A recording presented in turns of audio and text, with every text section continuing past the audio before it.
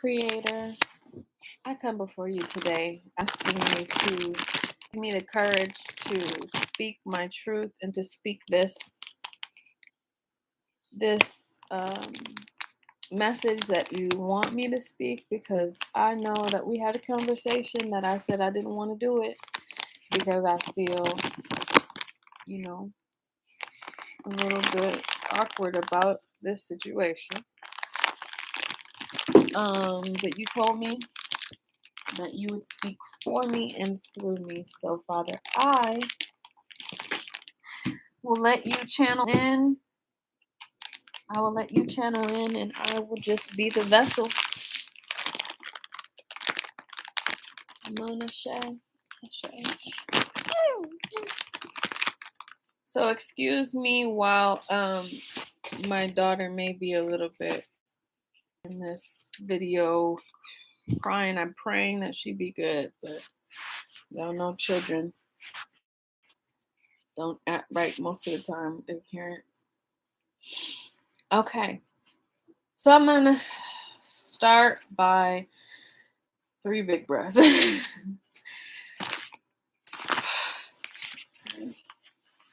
Okay.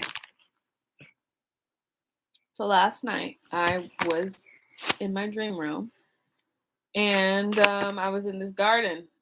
It was a hospital up front, but behind it was like a garden, and there was like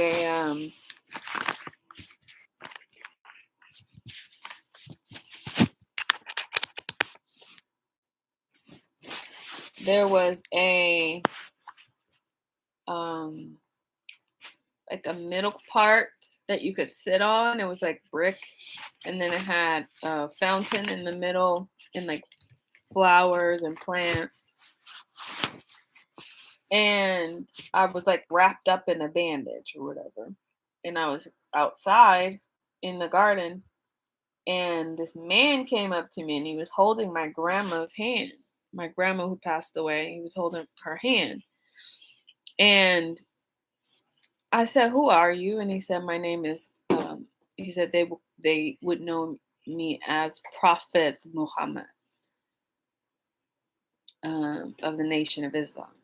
And I said, "Okay, that's cool. What are you doing in this garden? Like, what are you doing in this garden?" And he proceeds to tell me how I am a descendant of his lineage. And he said that I was a descendant of his lineage, and that he had to reveal this stuff to me in this moment. And I said, at that moment, it went into this place, which was like a cave or a cavern. It was very dark. And he was on his knees, and he was praying. And there was a fire right near him. And it was a huge, beautiful fire. And he was on his knees, and I was a bird. I was off to the side. So I was watching in on this, and he was having a conversation saying that he's not going to do it. He said that he had integrity, and that he had honor, and that he understood how important loyalty was. And then the fire got huge, and God said, "Have I not given you everything that you have asked for? Have I not provided and placed you at the point where you are today?" And then he had his hand behind his back in a fist, which was like, I'm not sure. I just wanted to point that part out. He had his hand behind his back in a fist. And he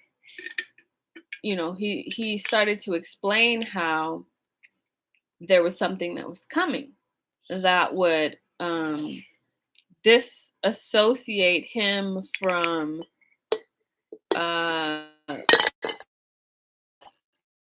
a legacy or his legacy or something like that. And um, he said that he had to have a bunch of children. Like he said, he had to produce a lot of offspring because there was a female behind some women who had held up their genetic sequence and said, this person is supposed to come from these genetics. And if you see this person with this holding it up, and if you see it, and he said, I'll make it clear as day. He said, I'll hold up this sign. If you see this sign, then you have to do what I told you to do. You have to do what I told you to do. And I think that broke his heart.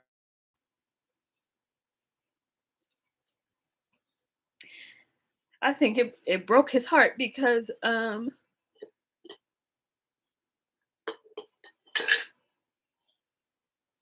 it just broke his heart because although he was doing because I have no knowledge of this. I don't follow any teachings behind anybody. Like I had to Google who he was after I woke up from a dream because I was like, I don't know who you is. Like I know of you from watching that movie with Muhammad Ali. You know, I know of y'all practices and y'all shit and stuff like that. But like he was very sad. Like even though he had to do what he had to do, like he wasn't happy about that part. So after that, he took me to where he lives, and he had a lot of people that he was taking care of. Like there was these rows of houses, and there was like Angel, stop crying for no reason.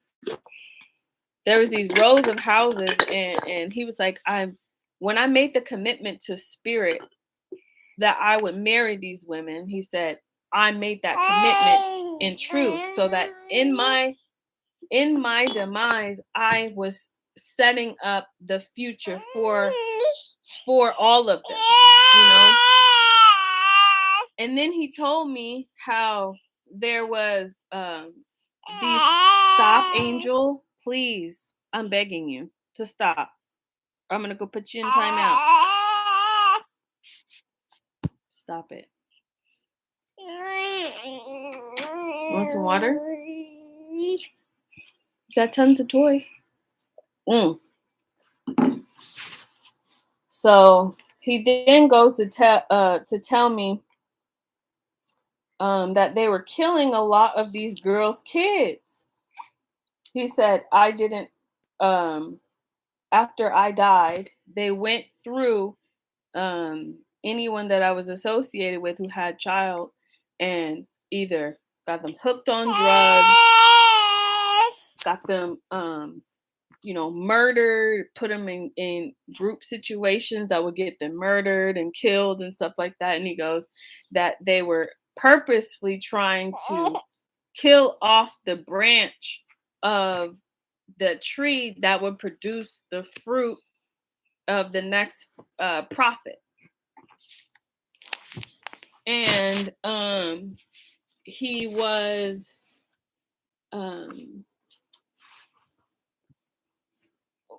one thing that I will say from my perspective is a lot of stuff that has been hidden is coming to light, and it's going to burn down a lot of houses. Like it's going to, like I saw it in my dream. But after this whole situation, I heard, I put my ear to the ground and I heard boots walking. And he said that the Chinese were coming. The Chinese were coming to destroy to destroy. And so I called a bunch of my girls together in this area, my sister and all this kind of stuff. And then they were in this house. And they were sending the children first, these Chinese children, to come up to this house to kill. And each one of us, would take their armor, take their guns, take all of that, and then gank them and then throw them out the window. And I said, we're 2 days away from the full army being here. So God, what do you want me to do? He said, send an earthquake to split the earth, and all of them will fall into the ground. So I go through, and then we put this knife into the ground, this thing into the ground, and the earth began to quake.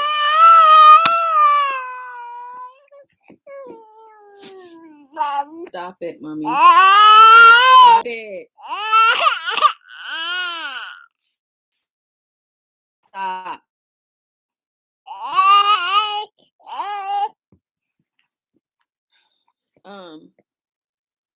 So then that began to quake.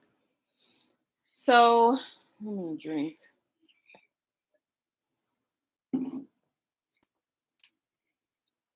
I then go into the thing where I go back in time and I'm like, yo, I swear I talked to my my counselor, my padrino, about this, how I said I was in a river. And I was, after I got my first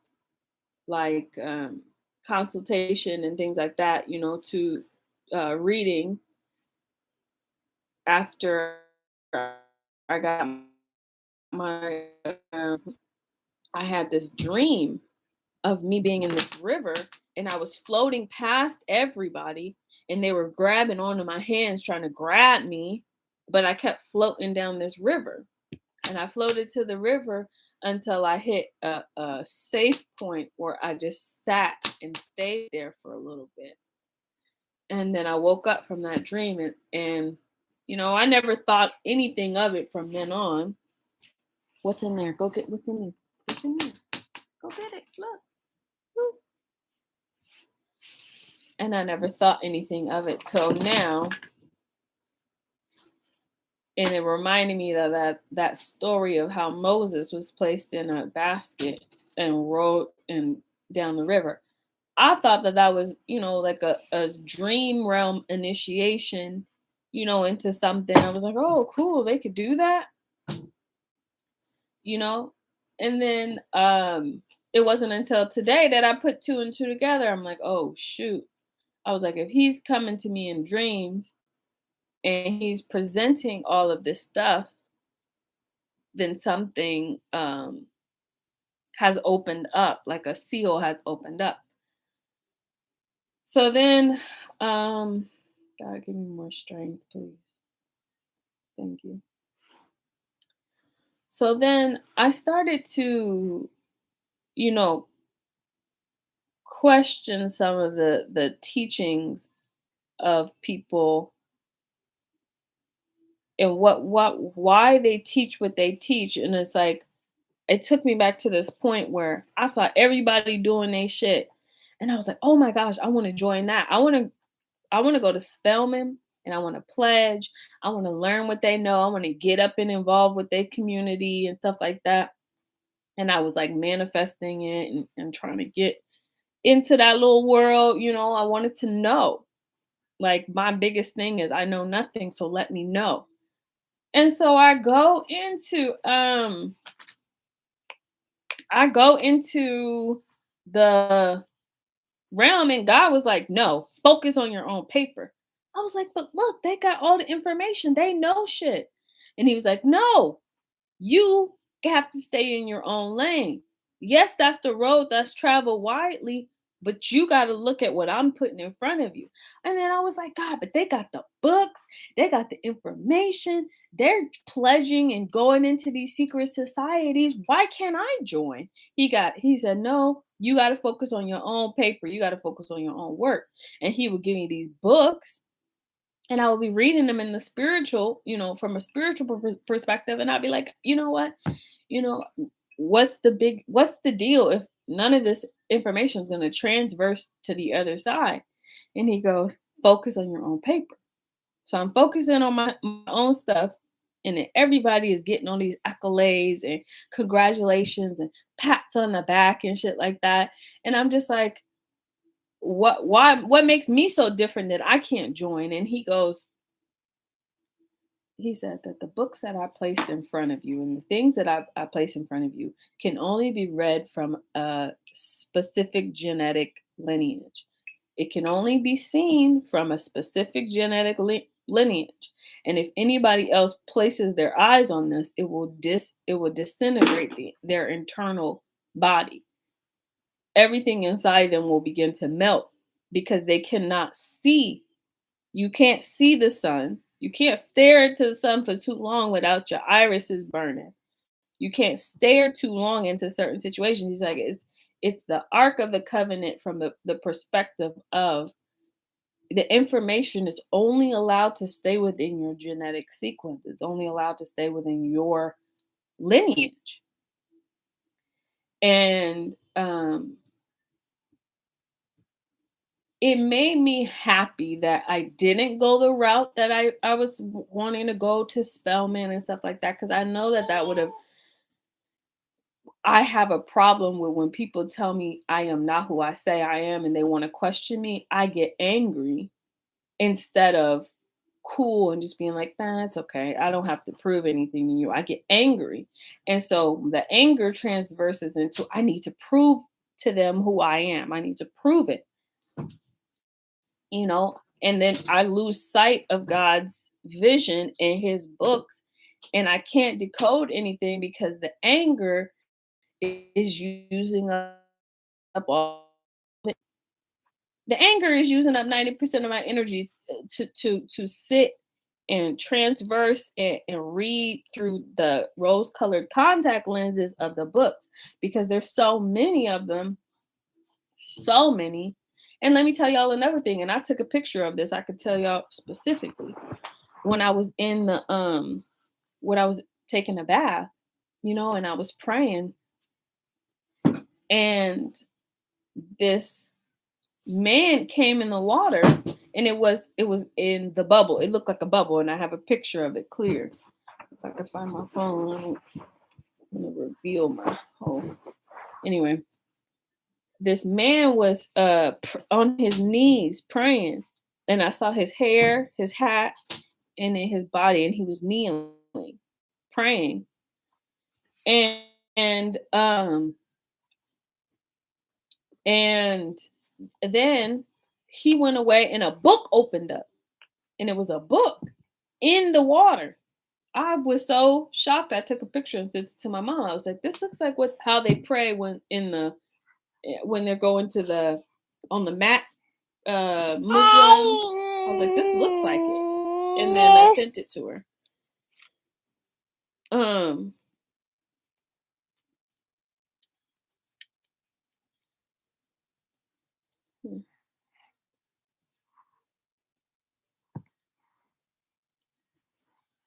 so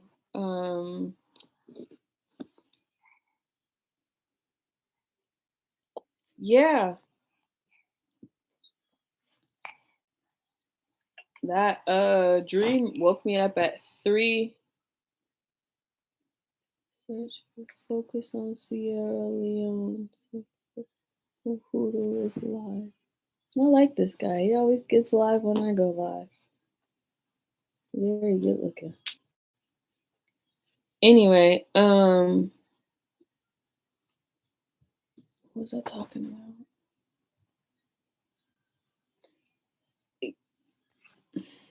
There's a lot of misconceptions about a lot of religions and a lot of group think type environment people and whatnot. There's a lot of misconceptions and generalizations of people. But I've seen some of the back end shit that they was like orchestrating from a mastermind perspective, from a group think perspective, and how it was controlling a lot of the masses and what they were coming to believe. And it turns out, God was trying to protect me from, you know, falling so far into the group that I lose self and I lose who I am, you know, and who's to say where I'd be if I chose to go against God's path? Like I wouldn't be here. If I chose to move as a collective group on their end versus recreating the metamorphosizing God's, thank you, metamorphosizing God's original plan for the groups and how individually, thank you, Allah, Allah.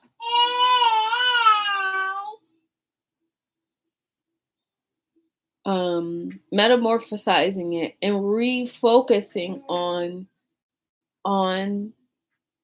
the individual connection with God, because the most beautiful image I've ever saw was Muhammad praying next to this fire, you know, and I've never been associated with this with him. I've never known of him or anything like that, but seeing the commitment that he had to God and them having a legit conversation, and I could hear God and I could hear his thoughts of him praying to God, and I was like, I was highly impressed, and I'm very disappointed in the trajectory of, you know, his